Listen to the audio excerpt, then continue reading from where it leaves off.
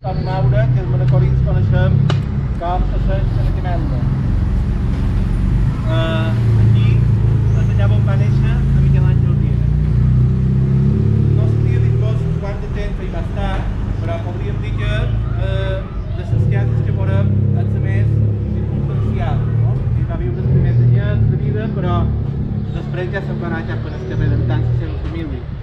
Per tant, aquí hi va néixer i hi som perquè hi va néixer.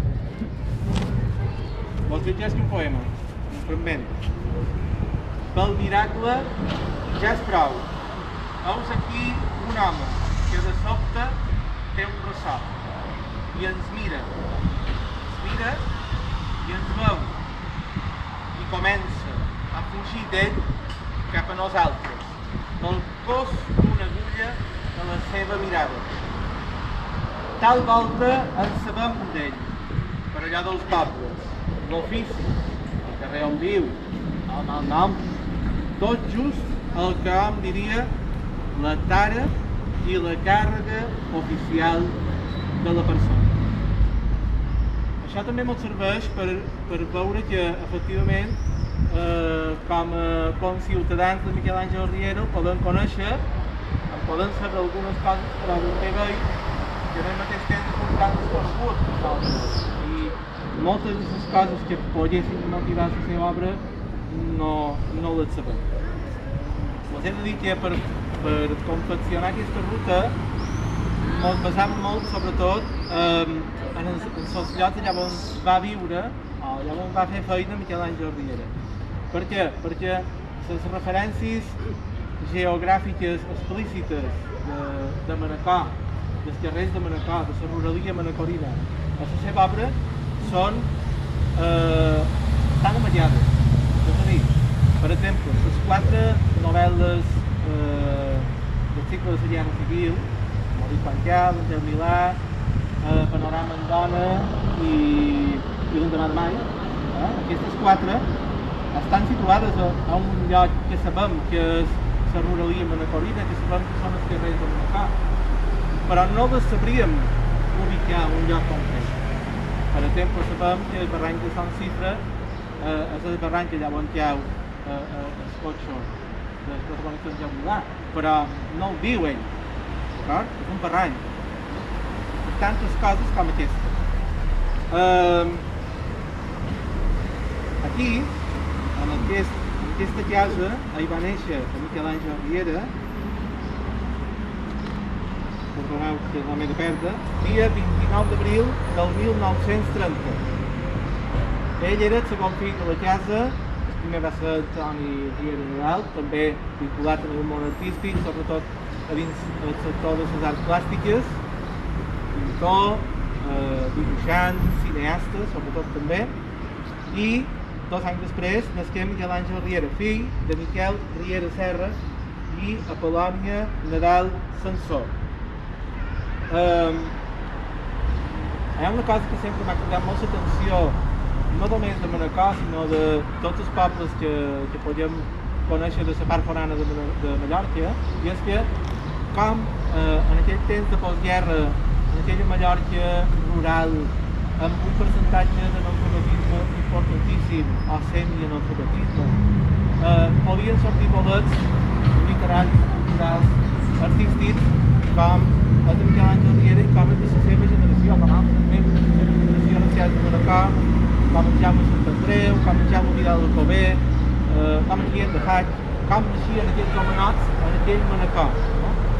Els antecedents familiars de Miquel Àngel Riera no feien preveure que pogués passar que ell fos un home de les arts. Tenien un familiar, un antecedent seu que havia estat glosador, però tampoc no pareix que això pugui inspirar una obra de la magnitud que va fer Miquel Àngel Riera. I l'altre era el padrí patern. El padrí patern era Antoni Riera Riera. Era un personatge pitoresc, peculiar, que tenia vocació d'inventor, d'acord? I havia aconseguit per la família un cert benestar econòmic. Primer explotaven un molí, tengueren una guixeria, posaren en marxa una rudimentària central elèctrica en aquell mateix passeig. Els manacorins de més edat fan ja, no recordareu, que hi havia la fàbrica de les pintes. I a la fàbrica de les pintes, allà mateix és allà on tenien aquesta fàbrica d'electricitat. I aquest avi patern, Antoni Riera, de mal nom en Beno, era molt inquiet, molt imaginatiu i va arribar a viatjar a Itàlia. I de qualque manera sí que va empeltar la família d'aquesta ànsia de conèixer món, aquesta ànsia de descobrir, i va arribar, com he dit, a inventar algunes coses, fins i tot algunes altres que podrien ser indiscutibles, com ara la invenció del moviment continu, que ell insistia que havia inventat, esperant fins on va arribar la cosa. Aquí acabaríem aquesta primera estació i ara anirem en el carrer de l'Amargura davant de l'Història. Gràcies. La Amargura, aquí com veus, l'Història anual, presentada actualment pel fill de Miquel Àngel Riera.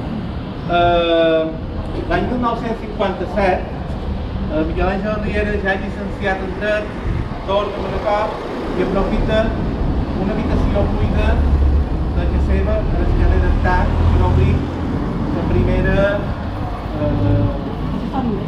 gestoria, la primera forma de gestoria al seu negoci. Per què se diu Januar? Nosaltres a Manacor hi diem Januar. Si ho tinguéssim bé diríem Januar. Però li diem gestoria Januar. Els seus avis materns havien comprat una finca, Sant Gener, i d'aquí els venia el nom de Geners. I de Gener, Januar, i de Januar, Januar. I a més, el sultànim, que Miquel Àngel Riera, va fer servir també com a corresponsal de premsa, no només va quedar a la història. En aquests anys primers de la seva edat adulta, abans de la història que va obrir, en Miquel Àngel Riera també va ser regidor de l'Ajuntament de Manacor i també va ser delegat del sindicat vertical franquista. És un fill del seu temps, no en d'oblidar que se va formar dins la dictadura franquista, dins el nacional catolicisme, i precisament això segurament va ser allò que va condicionar que les seves primeres produccions fossin en castellà.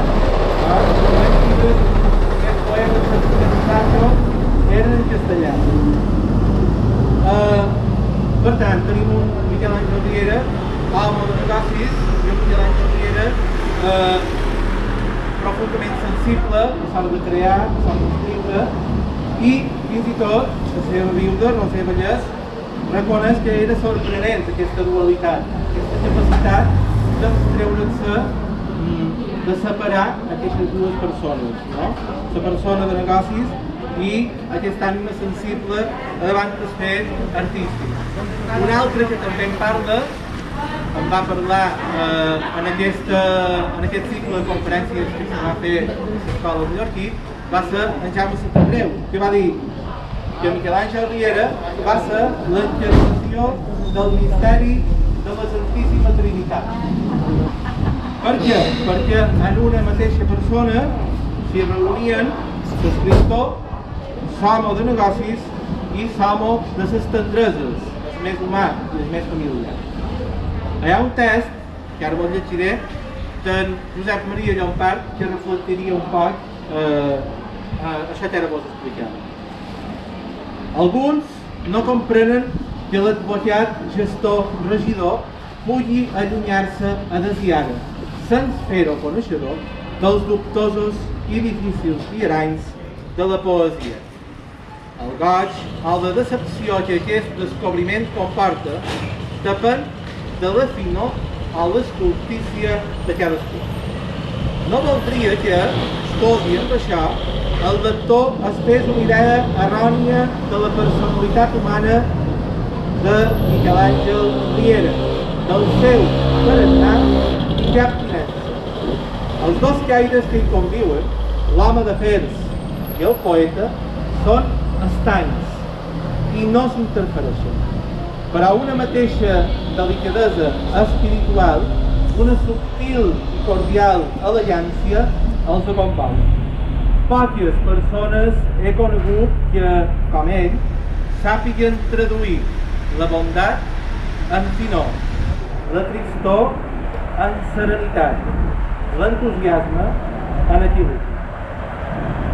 A dins aquesta història, no sé si encara és, perquè fa molts anys que no he entrat, però hi havia una peixera de vidre, final, un despatx de vidre, que és allà on hi havia allà on feia feina Miquel Àngel Riera, i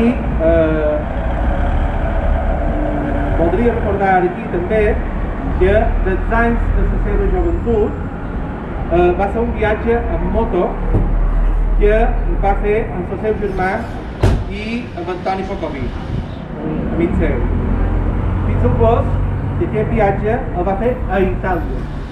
Curiosament, al mateix lloc, allà on havia viatjat el seu padrí, Toni Beno. Segurament, aquest viatge, com passa a les persones que tenen una receptivitat artística diferent, especial, segurament també el va marcar, perquè aquest viatge era sobretot de plaer, era un viatge de joventut, però segur que anava a veure tota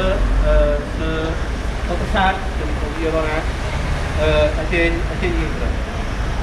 Però que el protagonista dels Déus Inaccessibles també viatjat a Itàlia, i que tornés amb aquella sensació de no haver aprofitat bé el seu desplaçament i de trobar insuficient el temps que havia passat allà, perquè quan t'arriba tanta informació artística penses que no has aprofitat. Vos llegeixo un fragment dels Déus Inaccessibles. Del viatge a Itàlia ja n'havia tornat amb un sentiment que, segons l'estat d'ànim, es convertia alternativament al llarg del temps en goig desbocat o en sensació de culte. No de vegades succeïa així.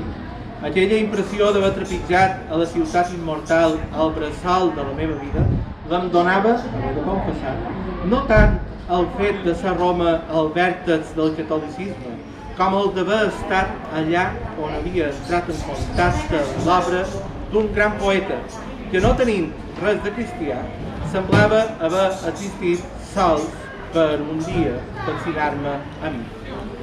I ara, quan qui diu aquestes paraules és un capellà, me'l podrà davant de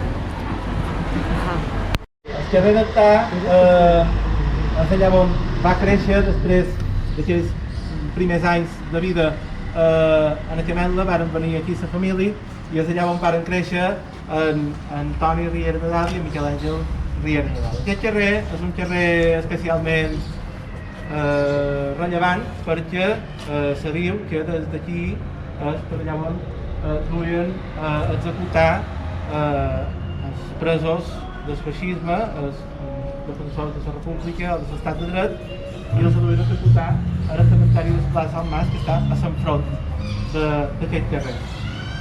Precisament, aquesta referència que vos faig ara de la guerra està molt vinculada amb allò que els va succeir a els germans Riera vivint aquí, i és que els seus pares van considerar que no era bo per ells que en temps de guerra fossin aquí i corressin el perill d'un bombardeig o d'escaramusses relacionades amb la guerra que poguessin afectar aquests infants, tant per la seva pròpia salut, tant també per els traumes que els podien provocar veure segons quines coses. I per això mateix decidiren que en Miquel Àngel i Antoni anessin a passar aquells anys més xerets de la guerra a la finca dels Capanells, on uns familiars seus estaven. I precisament en aquesta finca dels Capanells va ser on Miquel Àngel Riera de qualque manera va poder assumir, va poder veure tot el bagatge lèxic i d'entorn que poden veure a les seves novel·les més rurals, aquestes del cicle de la Guerra Civil que vos he explicat abans, les 4 primeres. Això s'hi veu molt allà, i aquest fora vila manacorí o aquest fora vila dels llevants de Mallorca, tan difícil d'ubicar un lloc exacte concret, el respiram a cada una de les pàgines que podem llegir a les seves novel·les. Com vos he explicat abans, per exemple, el barranc d'Andreu Milà és el barranc de Son Cifra, molt a prop de la finca dels Cabanells, d'acord? I també en el protagonista de Moriquantial, tal volta com li va passar a l'infant Miquel Àngel quan li van dir ara ha explotat la guerra, m'ho hem d'anar d'aquí o vos n'heu d'anar d'aquí amb aquest familiar nostres en els Cabanells, i en el protagonista de Moriquantial també li ve molta esquerra mà va d'anar a fora vila a estar-hi en l'estiu, no?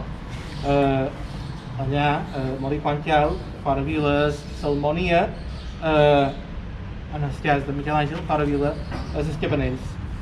I diu així, diu, i ara mateix haver d'anar a Salmonia sabent que he de passar tot un llarg estiu em ve vent de viatge, em pella una bona coça als ulls. A mi, que no em venguin a dir que els estudiants ens és molt bo un estiu a fora vila, fent descansar el cap i orejant la sang. No tenc cansat el cap, i quan té la sang, que no la me deixondesquin més. Viva Déu! També poden llegir una preciosa descripció fotogràfica d'unes cases de possessió, que també surt a Moriquantial, i que mostra aquest gust per la poetització de les coses més quotidianes, d'allò més, podríem dir banal, o d'allò més prosaic, no?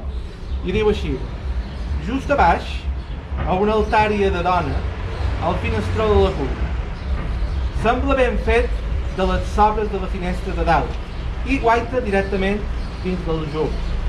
Damunt la represa de l'embotadura sempre he vist un cor, amb un cactus sembrat dins la palma. Ningú no sabrà mai el distret amor que em vessa per aquest cor. Tal volta perquè el veig amb el prestigi que es dona a les coses que venen d'en fora i arrosseguen un misteri nou. Tal volta perquè resumeix ran de la meva família tot un món mariner que es mou més enllà de la nostra heretat. Però la guerra, de fet, era un fet imminent que va fer que se mollessin aquests infants de la família Riera Nadal i que anassin cap a les Cabanells. De fet, sempre se diu que quan desembarcaren els Rojos tothom ho sabia, ja feia dies que se'n parlava i hi havia aquesta remor dins els pobles. S'havia sentit dir tant que desembarcarien que quan va ser cert, arribant la nova de ja haver-ho fet, quasi ens semblà natural i cosa d'estar-hi un xic acostumats. Tant el meu home com jo ho endevinàrem de bon matí perquè tot aquell batibull de trons que se sentia per la part de la mà, allà de Sant Manacor, no feia gens d'olor de festa i ens ben ensumàvem el que de vés migdia ja ens digueren per cosa ben certa. En Miquel Àngel Riera va voler mostrar a les seves novel·les l'horror de la guerra, que tots els manacorins poca molt, com diu Toni Cobores en el títol del seu llibre, ho teníem a casa, d'acord? La guerra a casa. Veiem com, per exemple, una altra vegada a Moriquantial, a Miquel Àngel Riera pren partit en la condemna dels desastres d'aquesta vida. Imagineu-vos una trinxera, d'acord? Al cap li sortia un pam per damunt la paret. Se'l veié mirar a la dreta, després a l'esquerra. Tot seguit començà el gest d'alçar la vista cap a dalt del pujol. No ha acabat aquell gest. L'oncle Jaume va pitjar el gallet per segona vegada i aquell home va pegar una revinclada d'1 metre en l'aire abans de caure com un sac. Aquell home que parlava, aquella bístia que tan pocs dies abans havia oficiat el sacrament de matar amb el senzill esforç de partir amb un dit, era el mateix que havia estat l'enveja de la meva vida, l'heroi intocable de la meva infantesa.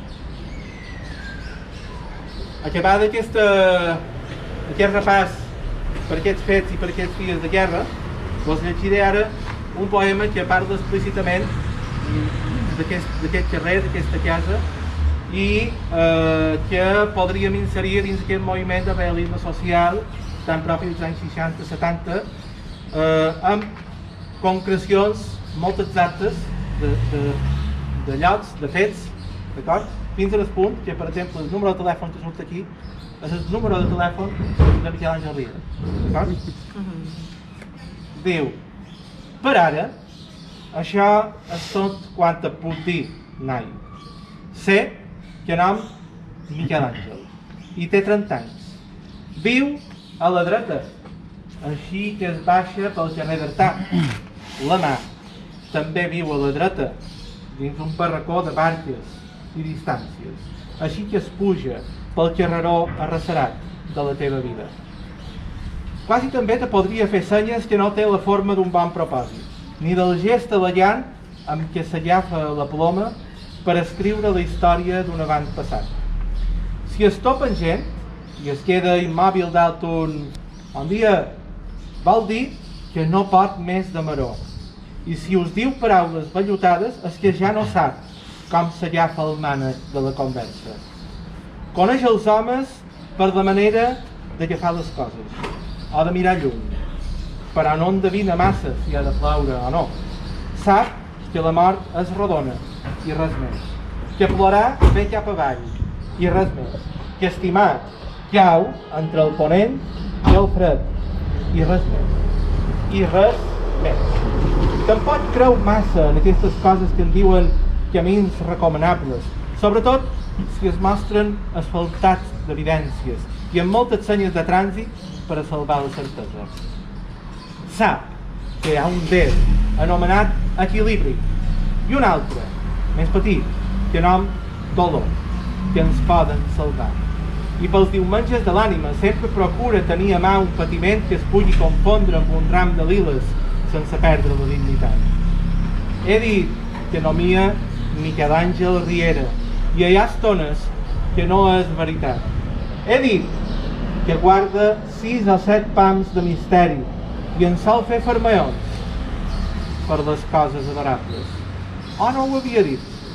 He dit que té un tudor per sacrificar el Déu persona trista. He dit que el té? O el té? Duix-me una llosa, que hi ha un riu que em passa. El seu telèfon és el 400. I ara, David? Molt bé. Com ho fem? Molt podem organitzar de 10 en 10? Bueno, i si vol, però està mateix, no és que... Dos torns. Sí. O què? Dos torns, el que vulgueu, Sí, sí, sí. Com vulgueu, Vidal. Endavant. Bé, som el número 12 de Xera d'Artà i, com ha explicat Antoni, aquí va ser la casa d'infantesa on van viure en Miquel Àngel i Antoni, el seu germà gran, que era mon pare.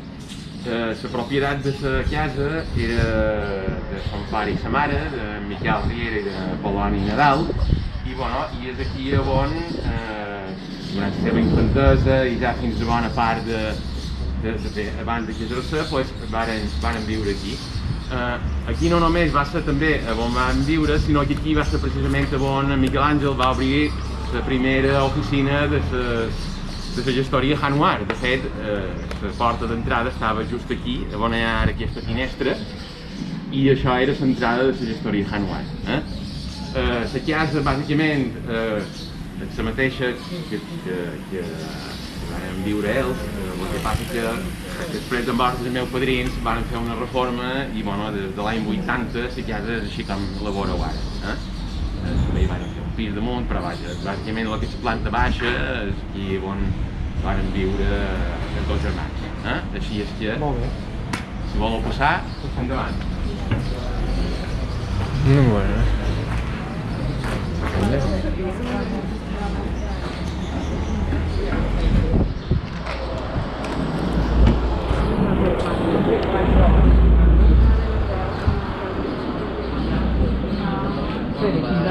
i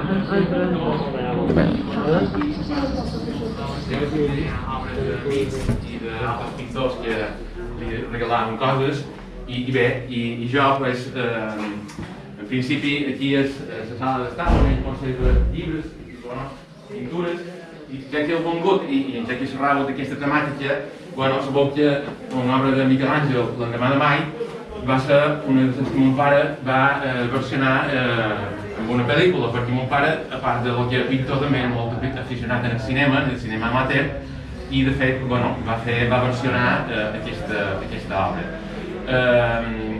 Jo, bé, no sabia què dir, o què dur-vos, però he pensat que seria un detall, no és que sigui massa, però a veure, aquesta pel·lícula és una pel·lícula feta en pel·lícula de cine, no és digital, perquè és una pel·lícula que se va fer a l'any 80, amb una sèrie de mèdics totalment artesanals, i bueno, i aquí, com a detall, jo us he volgut mostrar i he duit el que és el guió original de lo que és la pel·lícula, val? L'endemà de mai.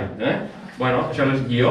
Aquesta novel·la no és una novel·la que tingui diàlegs, per tant, mon pare va fer la tasca de lo que era posar diàleg a la temàtica de l'endemà de mai.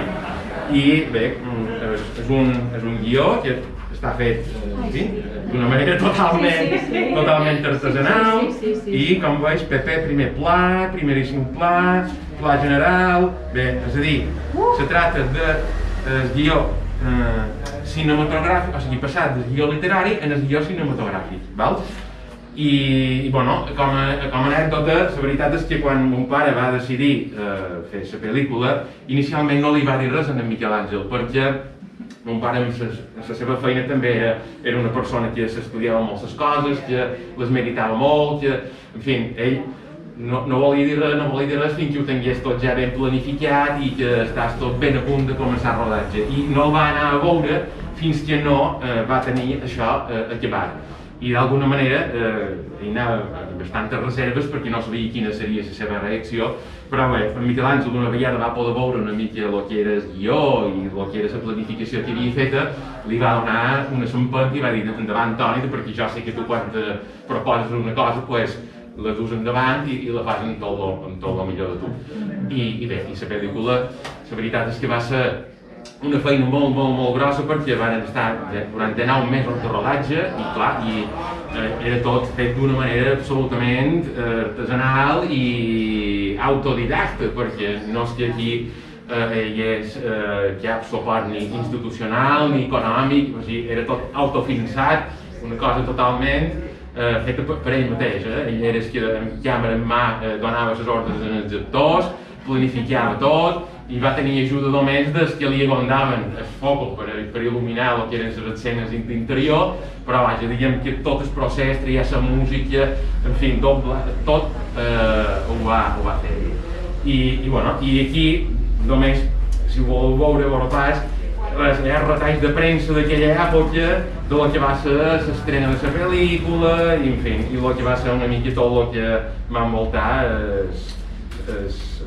la tasca de l'endemà de mai. Hi ha una entrevista també en Miquel Àngel, en fi, aquí hi ha un poc, això que jo us ho faig, si ho voleu mirar. Això era l'any 81, bueno, de l'any 81 a l'any 83, o sigui, l'any 81 és quan va començar a escriure el guió i l'any 83 se va estrenar la pel·lícula. De fet, aquí tens aquest text. Bueno, sí, també la producció. Bueno, de fet, sí, de fet, ara fa 2 anys, l'any 2019, quan va fer el centenari de Sant Macià, de la fundació del poble de Sant Macià, els principals protagonistes de la pel·lícula precisament eren gent de Sant Macià, perquè, com he dit abans, no és que això se fes amb actors professionals, eren tots aficionats. I mon pare, quan va mirar de trobar les persones, podrien ser els actors més rellevants de la pel·lícula, no sabia a qui anar. I a través d'un conegut, que estava a Sant Macià, va dir que allà hi havia un grup d'aficionats que feien teatre, que també feien ball de bot, i res, i mon pare un dia va anar allà convidat a veure aquesta gent i va començar a mirar, va començar a situar personatges i va tenir l'encert de trobar en Pere Duran, que és aquest home que està fotografiat aquí, que aquest és el que fa el paper d'en Corn de Salmonia, i s'ha de veure que és la seva dona, diguem, la pel·lícula, que també, bueno, aquesta dona per mi morta també ja, i és de Sant Macià.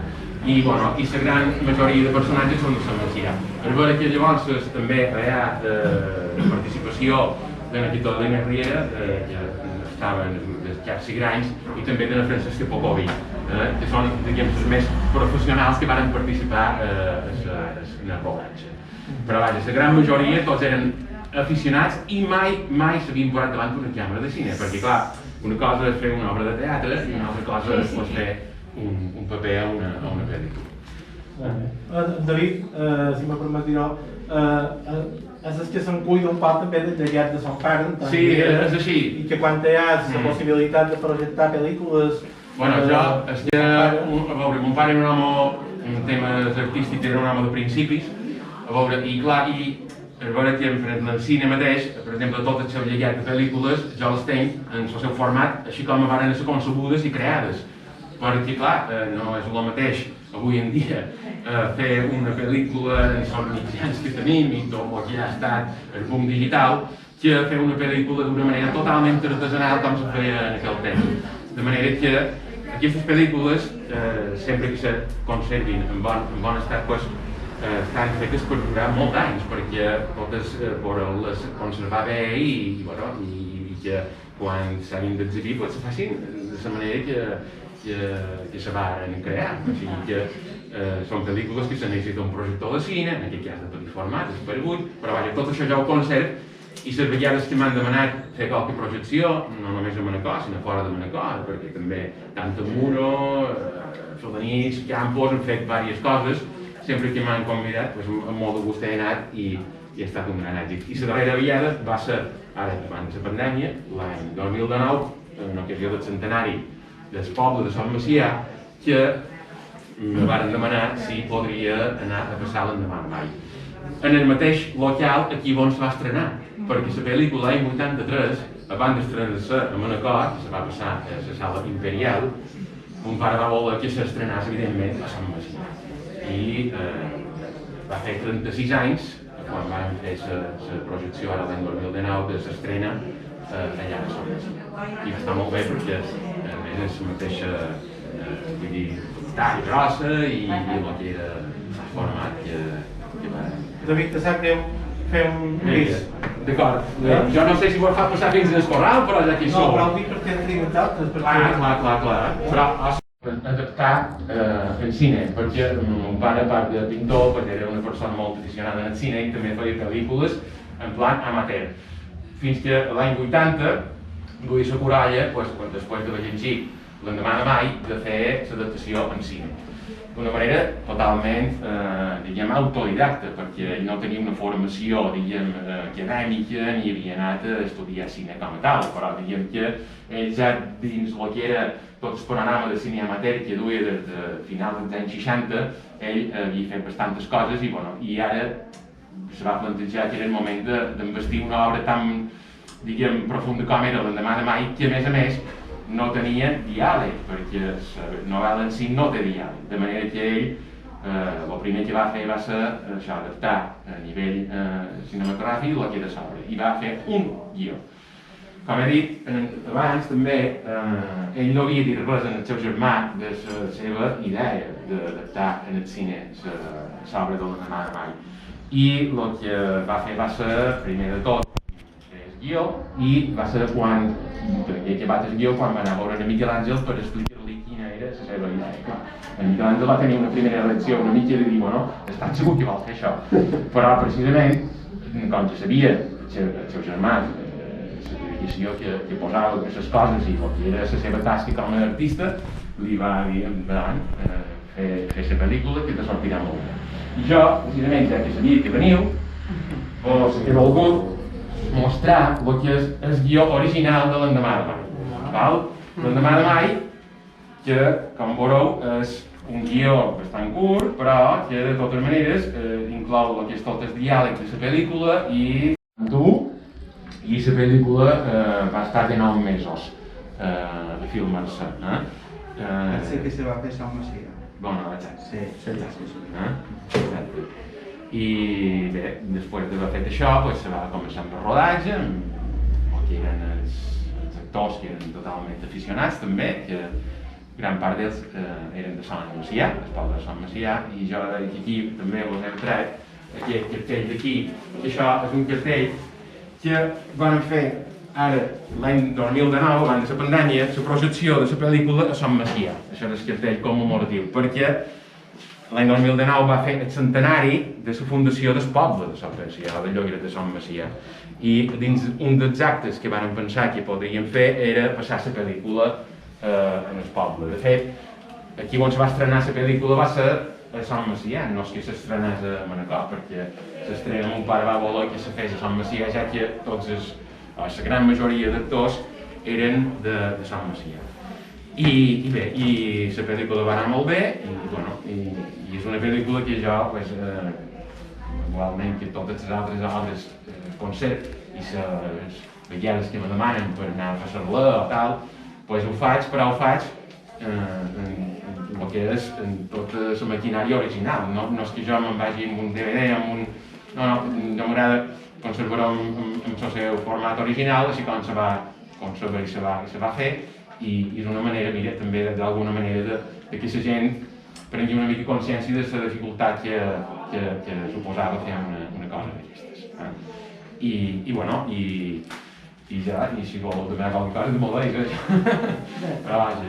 Jo deixo un comentari sobre el cinema, una cosa que m'ha comentat ta mare, que el director de Los Tarantos va fer un guió per fer Andreu Milà, i que justament no va poder fer la pel·lícula perquè el director va morir. Si no s'hi hagués pogut fer, que recordeu, Los Tarantos era una pel·lícula boníssima. No recordo el nom d'aquest tipus, perquè hi havia un parell d'anys abans, havia sortit una pel·lícula desconeguda en Hitchcock, que és un senyor que queda atrapat a davant d'un cotxe, i li roben tot, i no puc recordar el nom d'aquesta pel·lícula, i no aquest és un comentari. Sí. I aquí bé, 4 retalls de premsa d'aquella època en relació a la pel·lícula. Jo recordo una entrevista de ton pare que diu m'he hagut de llegir 9 vegades sábado. Sí. Aquí dius, és així. En fi, si voleu passar, però vaja, això són, diguem, retalls de premsa d'aquell temps per recordar el que va ser l'estrena i tot això. Bé, compte que la tardor la passarem a la pel·lícula de jo.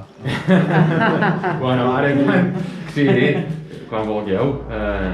Aquí ja t'he dit, la darrera vegada va ser aquí a Sant Macià, ara fa 2 anys, i també l'havíem passada abans a Muro, fa una partida d'anys també, que van fer com un cicle també de cine amateur, i a Falanís també l'havien passat, a Campos. A Son Cervera quan jo estava a Cultura. Sí, ha voltat bastant de pobles, però vaja, sempre les vegades que mos han demanat, evidentment hem dit que sí.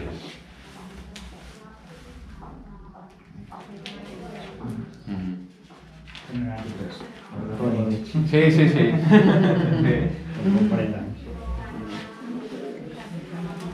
I bé, i aquí, si voleu, podem anar cap allà, perquè la casa, el corral, si voleu veure, diguem, el corral és igual que era quan eren nens, quan en Miquel Àngel i Antoni eren petits. Vull dir que des d'aquí on sortien a jugar, i on la mare, i les 4 plantes, i les coses.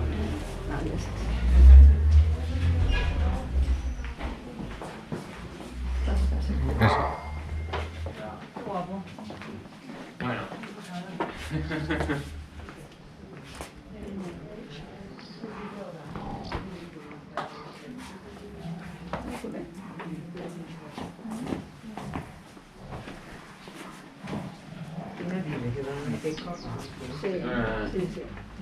Bueno. Sí. Teniu molt bé, Bueno. No, això és ben igual, que això hi ha un pot de soterranis i això, però vaja. I res, i bé, puc contar el mateix que he dit abans, també si voleu aquí, que és allà on van estar Miquel Àngel i Antoni de Nins, quan va esclatar la guerra, bueno, hi va haver el desembarc aquí en esport, mon pare sempre m'ho va contar que quan va passar això ell devia tenir uns 5 anys, 4, 5, 6 anys, era molt infant, però vaja, dormien a la part de davant que dona en el carrer.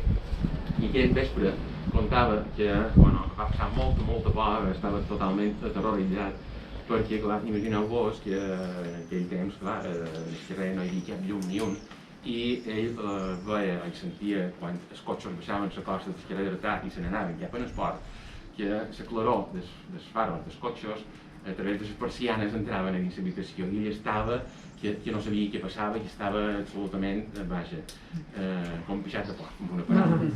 I a més a més, per acabar de fer més por, resulta que a dins el quarto tenia ell un penjador aquí on la meva padrina, la mare, havia penjat com una tela, com un llençol, una cosa blanquinosa que estava penjat. I ell, a dins el que era aquest ambient terrorífic que va passar, ell veia allò i se pensava que hi havia una dona penjada. O sigui que va ser tal el temor i el terror que va tenir aquella nit que el va marcar per sempre. Bueno, perquè aquest vespre, per el que a mi m'han contat, per lo vist, quan hi havia hagut el desembarc, els van obligar a tothom a dormir amb les finestres obertes, perquè suposadament tenien por de que hi haguessin francotiradors a qualque casa i que poguessin disparar en els soldats quan se n'anaven d'allà per front. La qual tothom va tenir que passar aquell vespre amb les persianes obertes. Clar, això jo ho he sentit també, ho he sentit de mon pare, però un record amb un pànic, un terror total. I de fet és normal que llavors, esclar, els pares d'ells no podrien diguessin allò i anem cap als cabanells perquè saber que ja era una cosa que no, ja se preveia ja terrible i traumàtic per ells. I bueno, encara se sort que els cabanels també és allà on van passar, diguem, el millor estiu, diguem, possible d'aquell temps, perquè inclús diu, ho va passar, però diu, en la meva vida mai havia tingut tanta de por. I això és una anècdota que me contava a mi, ja era major, però perquè me fes la idea, l'ambient que hi havia aquella nit i el malament que ho va passar. I no és rar que després els pares diguessin, cap en els cabanels, perquè això és totalment, vaja, insuportable. En fi, això és. Moltes gràcies. I doncs estic content. No perquè hi hagi una vinculació concreta amb la vida de Miquel Àngel, sinó perquè tenim un camí un poc més llarguet per arribar fins a casa seva i aprofitarem aquest carrer perquè precisament aquest carrer, aquestes travessies de la canalla, molt rectes, amb cases baixes, plantes baixes i sòtil, persianes, ens poden ajudar a situar-nos en aquell manacor fosc, tancat, reprimit de postguerra i imagineu-vos aquesta escena de nit, aquestes cases de nit, amb un llum, amb una il·luminació mínima, d'acord, dels anys 40, i vos llegeix aquest fragment. Diu, el silenci era dens, quasi comprobable de manera tàctil. Per tot arreu també era la fosca. Tanta tranquil·litat en feia del poble quelcom excitant. Per alguns indrets, molt diferenciades una de l'altra, bombetes de molt poques bugies untaven les cantonades amb una llum oliosa i lenta, que semblava haver de fer esforços per arribar a terra. Les cases, la majoria, romanien tancades. Dins algunes, per davall la porta d'entrada o a través de les persianes, encara s'hi veia llum i la imaginació dels escassíssims vianants hi veia famílies, sense homes joves, acovardides que m'alabatjaven recuperar un poc el bon ànim amb l'exercici ensopidor del rosari resat en grup per tots els membres presents. I dit això, ara anirem fins a la casa de Miquel Àngel Riera davant del testimoni de la família, de Miquel Àngel, de na Roser filla i de na Roser mare i esposa. D'acord? Per tant, simplement vos presentaré un poquet a on som, perquè va dir que estava sorprès perquè ell s'havia mostrat molt escèptic en la possibilitat de significar una cosa tan lírica com la seva poesia, de donar-li teatre, de donar-li màgia, la màgia de la vida del teatre a la seva poesia, i ells ho havien aconseguit. Tant si ho podeu sentir a través d'àudios que trobeu per les xarxes que n'hi ha de penjats, com si teniu ocasió de veure Pet Tosar recitar aquests versos, vos ho recomano de totes. I jo m'aturaré aquí, només vos llegiré un fragment d'un poema que pensatiu abans d'hora, trescanius, trescaparaules, trescador de tot, cercant tenir la tasca de viure per l'ardenta fosca del teu ventre madur, i encara no té color, ni perfil, ni nom, però tot l'atribut de ser. Se dedicava molt a la seva feina professional i d'hora baixes se dedicaven a això, a correccions, a estar gent, a la qual ma mare passava i veureu un poquet també els 4 premis que va tenir i tot. Bueno, el que ha dit Miquel Àngel és la meva filla.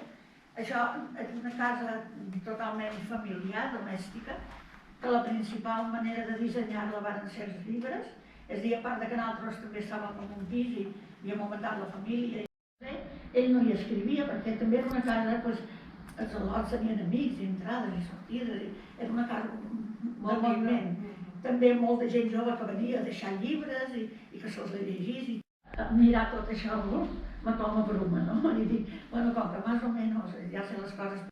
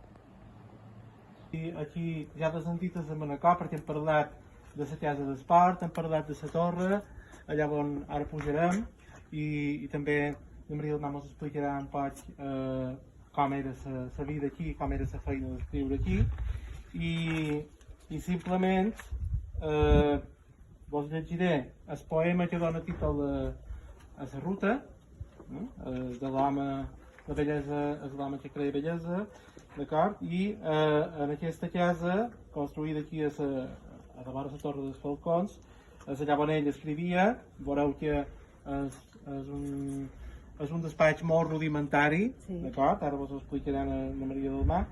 I també, com us ha explicat en Miquel Àngel de Manacor, veureu que les parets estan rubricades amb signatures d'escriptors i amics que venien a visitar-lo aquí.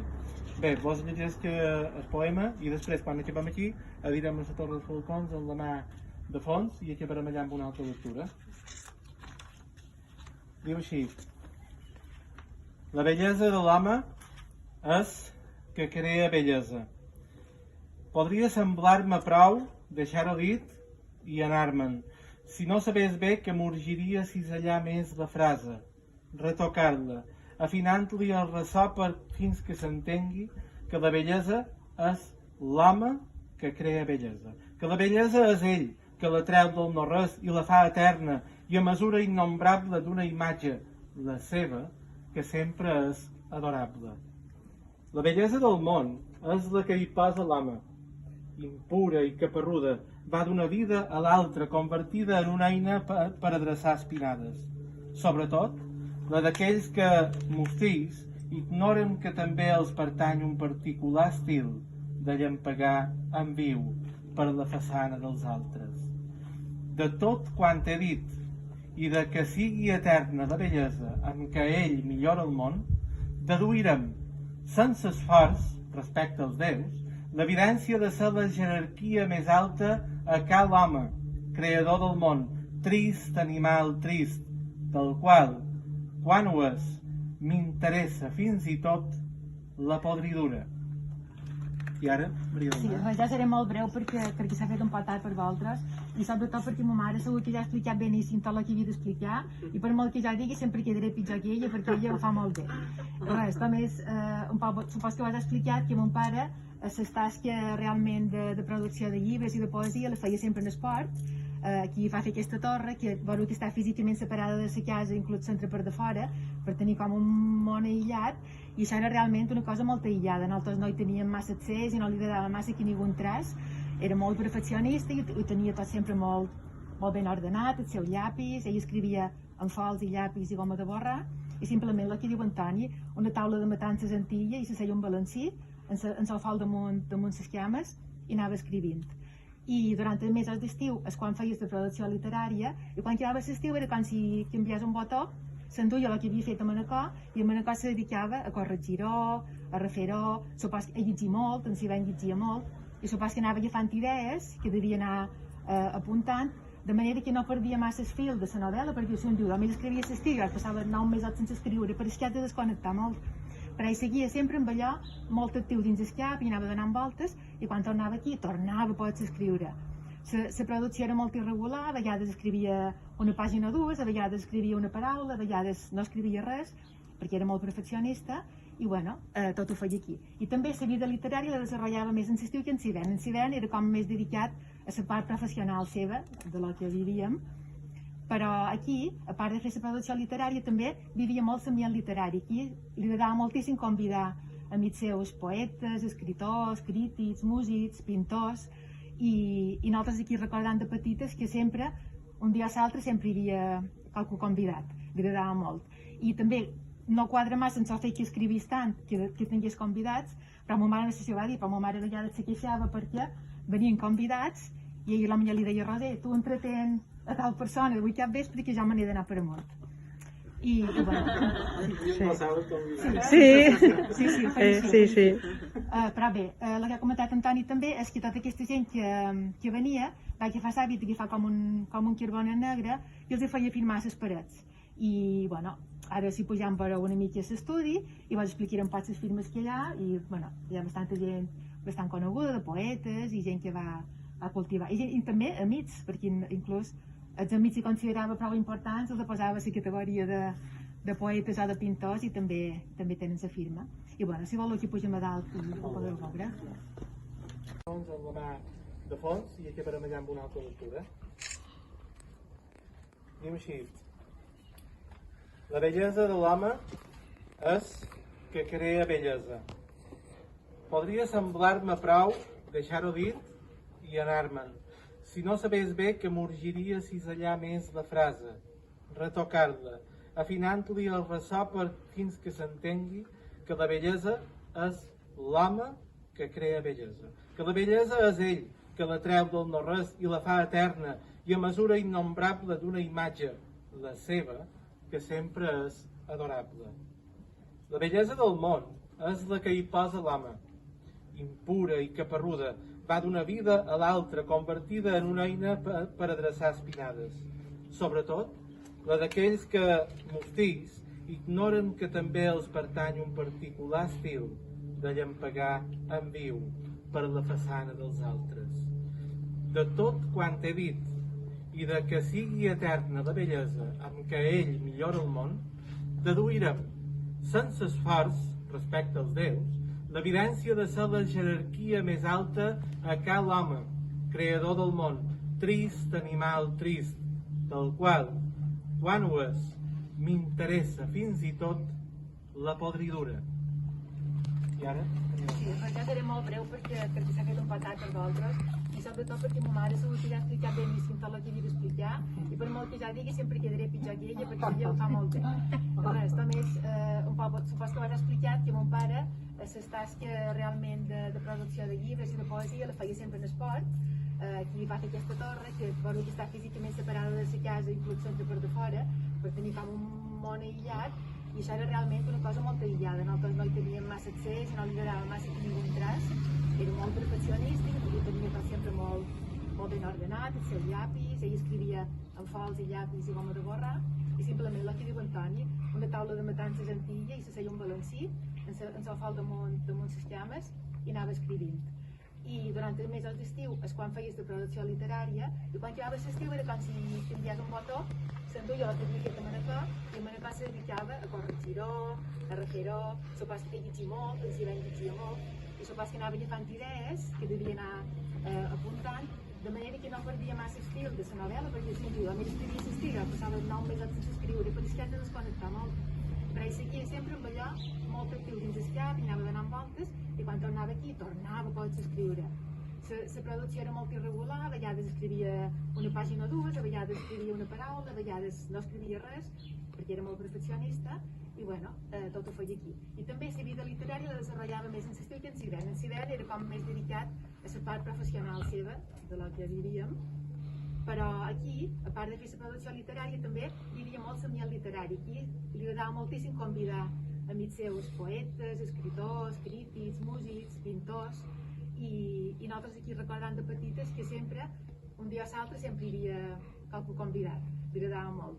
I també no quadra massa en el fet que escrivís tant, que tingués convidats, però ma mare no sé si ho va dir, però ma mare a vegades se queixava perquè venien convidats i ella potser li deia, Roser, tu entretén a tal persona, avui cap vespre que jo me n'he d'anar per amunt. Sí,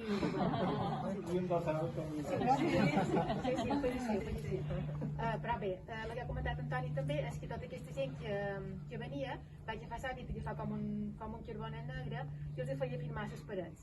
I bueno, ara si pugem a veure una mica l'estudi i vos explicarem poc les firmes que hi ha i bueno, hi ha bastanta gent bastant coneguda, poetes i gent que va a cultivar. I també amics, perquè inclús els amics que considerava prou importants els posava a la categoria de poetes o de pintors i també tenen la firma. I bueno, si voleu que pugem a dalt i molt de gràcies. Amb un fragment d'Illa Flaubert, a Manacor hem parlat dels 4 llibres del cicle de la Guerra Civil que eren molt fàcilment ubicables a Manacor, en el llevant mallorquí, sense que poguéssim dir exactament on ens trobàvem. Sabíem que érem en el llevant mallorquí, sabíem que érem a Manacor, a fora vila de Manacor, als carrers de Manacor. Això, per jo, canvia una mica amb els déus inaccessibles, ja pareix molt més un poble mediterrani que podria ser a Catalunya o podria ser en el País Valencià, més difícilment ubicable amb la Mallorca rural que surt en aquestes altres 4 novel·les. I Illa Flaubert per jo encara és una passa més enllà perquè és com un llibre molt més simbòlic i jo quan el vaig llegir m'imaginava més un port nòrdic o d'Escòcia o no sé d'on que no un port d'aquí. Després també vaig saber que en principi estava inspirat en el port de Calabona, però per jo l'ambient que s'hi descrivia no era un ambient específicament mediterrani.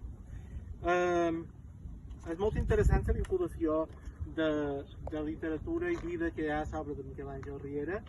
Si us recordeu, quan hem llegit el poema a dins la casa de Manacor, nomenava en Jaume Sant Andreu i deia quan jo mori vull que tu hi siguis. I efectivament el Jaume Sant Andreu va ser qui va dir la homilia en el funeral de Miquel Àngel Riera. Per tant, sí que quan escrivia veritats, no?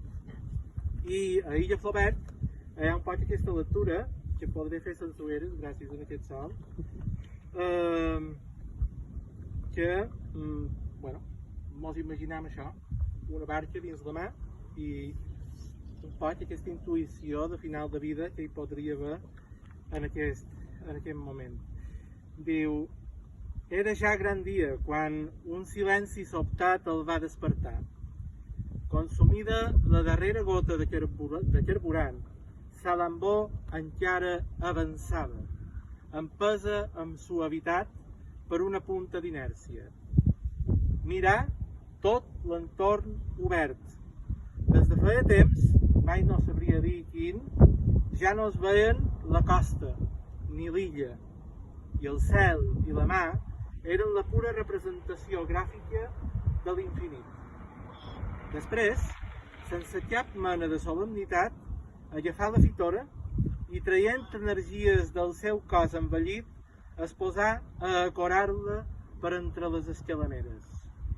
Ho feia sense presses, dominador total d'una situació que tindria remat quan, pel fons de la barca, començàs a bessunyar-hi aigua. Quan ben prest fou així, se sentí excitat, engrandir les ferides fetes a la fusta i es va poder veure com, molt a poc, amb una fluïdesa esplèndida que hauria fet pensar que ell, la mà i la barca ja havien interpretat aquella escena altres vegades, l'aigua netíssima, sense fer borbolls, anava en silenci augmentant de nivell. Aguantar, fins que de la barca ja només en sobresuraven les orles. Va ser llavors quan estirà la mà i es posà a nedar en direcció a Àfrica, on la cadència del temps havia sentit tan dit. Gràcies. Aquí hi ha en Jaume Fuster, que era l'home de la Mediterrània Oliver, que està aquí escrita. Miquel Àngel Brent era un músic, que també era conegut seu. Vicent Villatoro, que també és escritor i crític. Vicent Llarg, que era un jove que va estudiar molt la seva obra. Tesi també de Miquel Àngel. Sí, aquesta tesi. Lluís Massanet, poeta, Llorenç, que també el deveu conèixer. Ramon Codina, que és un filòsof. Miquel Dols, que també és poeta. Aquí en Jaume, en Guillem Vidal, de Marulari Germany, que eren...